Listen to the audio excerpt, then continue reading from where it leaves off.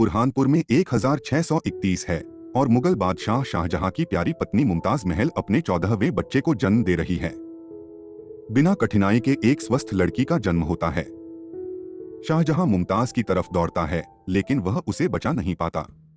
बेकाबू होकर बादशाह ने अपनी रानी के योग्य मकबरे का निर्माण करने का फैसला किया, जो कि उनके अमर प्रेम को रूप देने और मुगल साम्राज्य की शक्ति को हमेशा के लिए पेश करने के लिए स्वर्ग की एक सांसारिक प्रतिकृति बन सके। ताजमहल का निर्माण लगभग 7 महीने बाद शुरू हुआ। शाही वास्तुकारों ने हलचल भरे शाही शहर आगरा में बादशाह द्वारा चुनी गई जगह पर शाहजहां की दृष्टि को साकार करने के लिए काम किया। यमुना रिवर फ्रंट पहले से ही उत्तम आवासों, उद्यानों और मकबरों से अटा पड़ा था, लेकिन जब पूरा हो जाएगा तो ताजमहल सबसे शानदार संरचना होगी। मुमताज के मकबरे के अलावा योजनाओं में एक बगीचा, मस्जिद, बाजार और कई सराय शामिल हैं, जिसमें व्यापारियों और राजनयिकों के घर का दौरा किया जाता है। साथ में यह परिसर मुगल स्थापत्य उपलब्धि की परिणति के रूप में ताजमहल की स्थापना करते हुए फारसी, इस्लामी, भारतीय और यूरोपीय स्टाइल को मूल रूप से मिश्रित करेगा।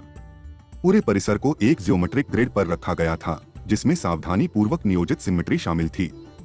संतुलन के माहौल को और स्थापित करने के लिए वास्तुकारों ने परिसर को 2 क्षेत्रों में विभाजित किया, जो आध्यात्मिक और सांसारिक डोमेन का प्रतिनिधित्व करते थे। अधिकांश संरचनाएं सफेद संगमरमर के लहजे के साथ ईंट और लाल बलुआ पत्थर से बनी थीं।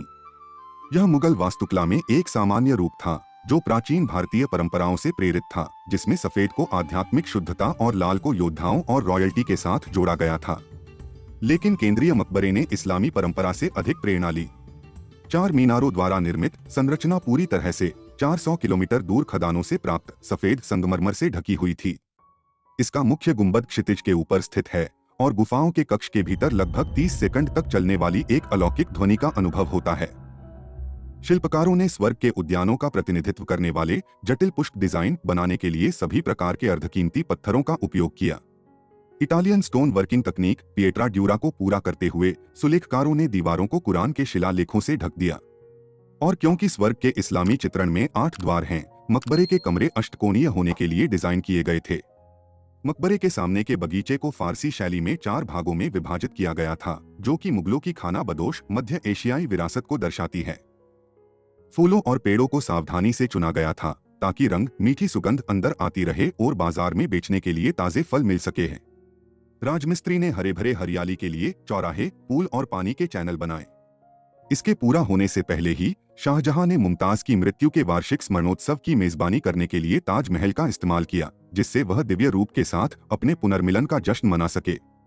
सीधे नदी के उस पार शाहजहां ने एक केंद्रीय पूल के साथ एक और विशाल उद्यान बनाया, जो पूरी तरह से मकबरे को दर्शाता है। इस जटिल परिसर के निर्माण में 12 साल लगे और पिएट्रा ड्यूरा और सुलेख के स्वामी, हजारों कुशल कारीगरों और राजमिस्त्री कारीगरों तक को रोजगार मिला। 1643 में ताज के पूरा होने के बाद शाहजहां ने इनमें से कुछ कारीगरों को नियमित मरम्मत के लिए रखा और परिसर को बनाए रखने के लिए कुरान पढ़ने वालों, कार्यवाहकों और अन्य कर्मचारियों को काम पर रखा। ये एक प्रणाली थी जो 19वीं शताब्दी की शुरुआत तक बनी रही। उन्होंने ताजमहल के लिए एक ऐसे विशाल बंदोबस्ती स्थापित करके इन सभी श्रमिकों को भुगतान किया।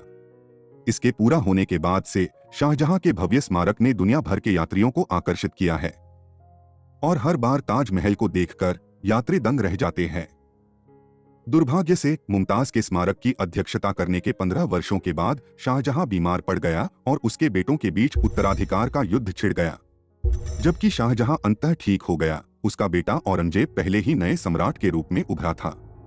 अपने जीवन के अंतिम 8 वर्षों तक शाहजहां आगरा के किले में नजरबंद रहा, जहां वह ताज को दूर से झिलमिलाता देख सकता था। जब 1666 में उनकी मृत्यु हुई तो उन्हें मुमताज के बगल में दफनाया गया। हालांकि उनकी कब्र ने परिसर की सिमेट्री को तोड़ दिया, पर उनकी पत्नी हमेशा के लिए ताजमहल के केंद्र में बनी रही।